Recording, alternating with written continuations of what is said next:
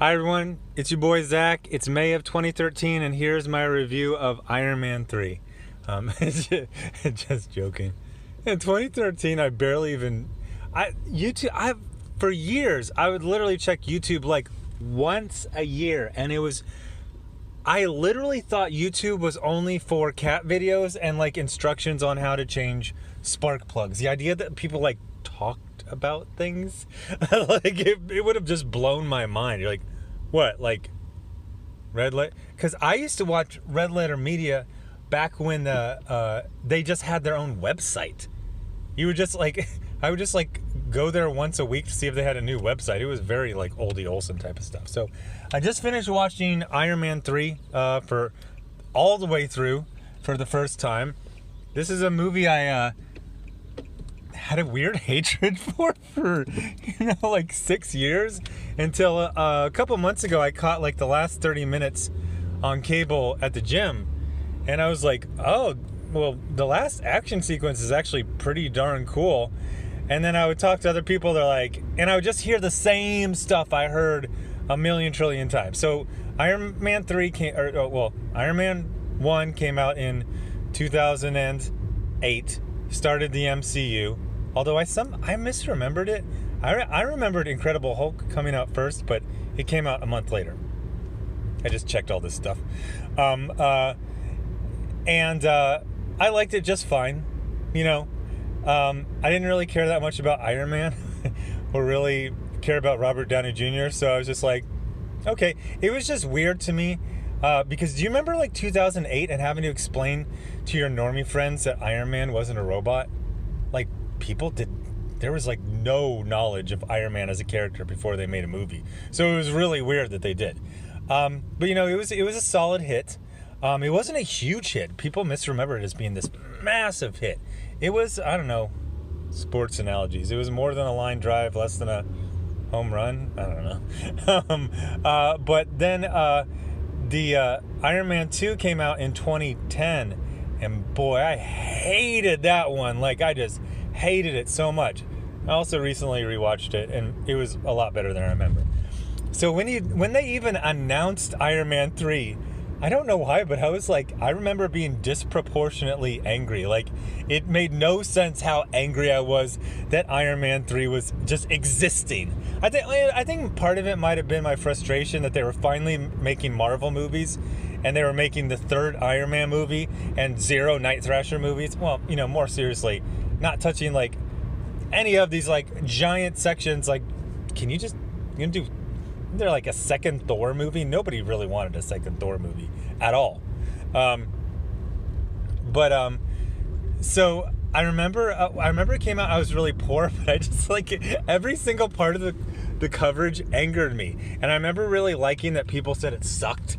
And the two things that were huge news back then was that the Mandarin was a fake out, and everyone told me this something that was completely not true. They said the whole movie, or they implied the super majority of the movie, took place in some like shack in Kentucky. First of all, two things. The Mandarin twist completely works, and it's fine, and it's funny, even when you totally know the joke. Second of all, the whole scene, there are like 2 or 3 scenes in that shack, and that whole section of the movie is like 15 to 20 minutes. No, it's not even a quarter of the entire thing. So what this is basically the only non-formula Marvel Cinematic Universe movie. And it might be why I love it so much. It's not great. In fact, it's deeply weird. Right before I started recording this, I go, you know what this is? Remember back in the day when they'd be like, we're having some webisodes of, something you like Halo. All these little 5-minute animations. And then they would assemble them into a movie at the end, but it didn't quite gel, and it just felt like you were watching 20 webisodes in a row.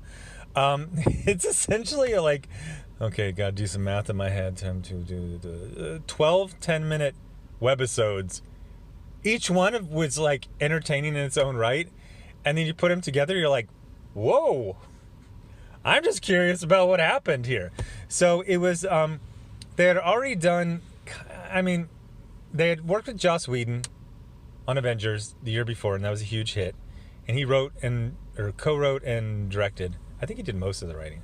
And then this one was Shane Black. And I think they were trying to do like, oh, the Joss Whedon, he had his successes with Buffy and Spike and all that. Firefly, well, that wasn't really a success. Serenity was also kind of like a line drive.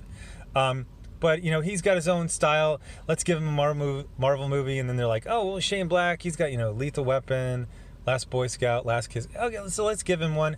And I gotta say, I love how much Shane Black doesn't seem to understand or be interested in the Marvel Universe. And he just kind of just did whatever he wanted. Like, just turn it into Lethal Weapon in the last 20 minutes. So the story is fairly, you know, the broad strokes are done fairly well from the Warren Ellis Extremist storyline that I think was about 2008, 2009, somewhere around there. It was back in that Joe Quesada era, which I absolutely love. The more I see about it, the more I love it. I thought I had just accidentally found like the good parts and everything. No, like just like the average book from that era, it is so much better than most of the books right now. But Extremist was about, you know, it was nanites and all that type of stuff. But in this one, it's fairly simple. There's this guy named Aldrich Killian, and he partnered with a woman who was developing what became Extremist. You know, it's the typical scenario. We wanted it for good, and then it has military, blah, blah, blah, blah, blah. A lot of this stuff is literally yada yada. It's like Aldrich Killian, and he was a nerd, and then Tony Stark was angry at him, yada yada, he's a supervillain. And, you know, Tony Stark hooked up this woman, yada yada. Like, Skipper, I gotta tell you, this movie doesn't even feel like its first draft. This feels like it's still at note cards.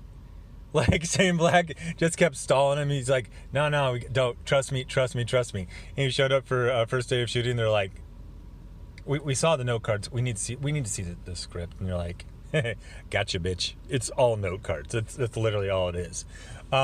So Tony Stark is dealing with PTSD and he says he doesn't have PTSD. Panic attacks after the ending of the first Avengers movie, where he basically goes into space, another dimension, has to deal with an alien invasion. So he's just kind of like emotionally dealing with it. That part I liked. And one of the other things I liked is something that is probably pure actor ego, but I thought it worked good. You can tell. In fact, I can almost hear the minutes of this meeting where Robert Downey Jr. probably told his agent, I'll do this one. You're not going to have me in the suit, and you're not going to have you know when you see the making of, and he's got like part of the suit, and then he's got like those straps around his bicep that have like these checkers, and that lets him do like the matching. He's like, I'm going to be in regular clothes for like 95% of this movie. So it ends up becoming, they kind of almost give him like this sub persona of the mechanic. It's not about him being in the Iron Man armor. They make a point that he is Iron Man. Iron Man is his personality and his perseverance and his, you know, inventiveness and what he does with it, and his goal to always grow as a person and make up for mistakes and all that type of stuff. It's not about superhero in a metal suit fighting the bad guys. It's about Robert Downey Jr. playing Tony Stark, and that stuff I loved. Sidebar, which actually has completely nothing. All the leads are in incredible shape, and they're in shape in a unique way. They're not like, you know, P90X and probably a little bit of steroids and just blast, you know, personal trainer. It literally looks like everyone had the same yoga instructor. So everyone is very skinny, skinnier than you've seen them in anything. Gwyneth Paltrow is probably borderline too skinny. Everyone looks like fantastic. So at some point, movies is just a visual medium. You know, the guys look cool. I was like, oh, I want to get in shape and like that. And the women look beautiful, especially Gwyneth Paltrow. There's a funny bit where at the end she's been, you know, injected with Extremists, and then they defeated the villain, and she's like in this sports bra. She's like really lean, and Tony says like, why don't you dress like this more around the house? I mean, he's saying what everyone's thinking. Like, she just looks amazing.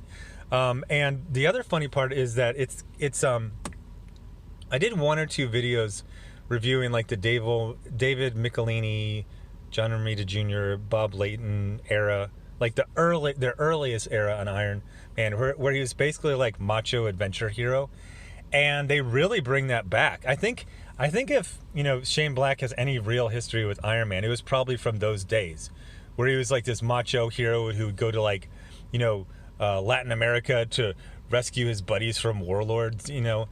So there's a lot of borderline parkour from. I looked it up. It looks like Robert Downey Jr. was about 46, 47.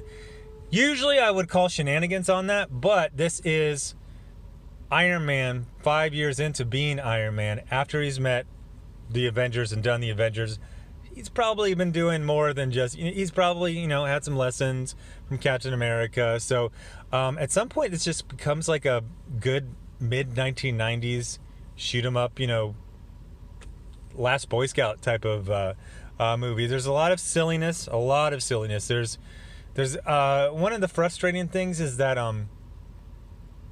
Tony does some really idiotic things, like invite a terrorist to attack him at home, and then he gets attacked at home where he lives with his girlfriend. And she's been doing the typical superhero story. Oh, you gotta stop being a hero. Stop saving thousands of people so you can concentrate on a relationship. I don't know why they always do that to women in superhero stories, but Tony does something egregious, and then he kind of gives like a couple of little apologies. It's like, you invited terrorists to attack the house that you and your girlfriend live in, and they attacked when she was at home. Like, you should carry that guilt for the rest of your life, and she should definitely have dumped you immediately and sued you for hundreds of millions of dollars. But it's just kind of like just moved on from. So once you get about 15 minutes into this movie, you realize it's got this weird wonky tone, and it's not like this polished story where you're going to work on your A plot and your B plot and the character arc and the hero's journey. No. It's just whatever bare bones, normie script Shane Black was handed, and then he's like, oh, I'm going to say this funny thing, this funny thing, this funny thing. There's like that good light humor from Shane Black. I liked it a lot. But again, I've said this before on things. I like it. I totally understand if you hate this movie. It is just a mess. And so, there's some great Shane Black movies. He meets his kid in like Kentucky or West Virginia or something like that, and he's telling the sob story about his dad. And then Tony says to like this like 11-year-old kid, he's like, "Dad's leave. You don't have to be a pussy about it." Oh, speaking of which, again, this is not very non-formula MCU. Freaking now I know he did this in the first one, but I always kind of like, I remember Tony Stark straight up just murking people in the first one. Like, he escaped from Afghanistan, he was back at Malibu, he's like, I killed a lot of terrorists on my way out, but I feel like I could have killed more. And he just flies back to murk the rest of them.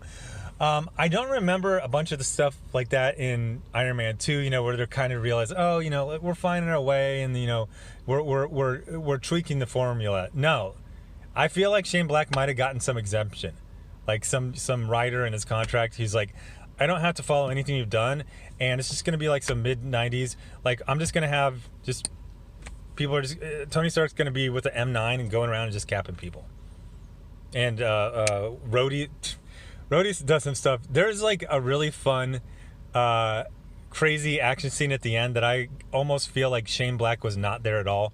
I think they just handed it to some good storyboard artists, some good stuntman, visual effects, and they just said, just go crazy at this, docs. But Rhodey does the most incredible stuff. At one point, he's like on the top of a trailer that's hoisted, and then these two extremists, powered terrorists, I don't know, criminals. They weren't really terrorists, even though they were. No, I would not call them terrorists. I just call them criminals.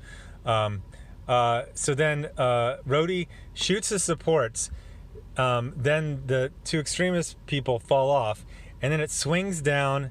He ends up on the president, who's in the Iron Patriot armor. Don't ask. It works in the movie. And then he grabs him, and then he shoots one of the wires holding up the president, and it swings down. And then they get onto this like catwalk. You're just like,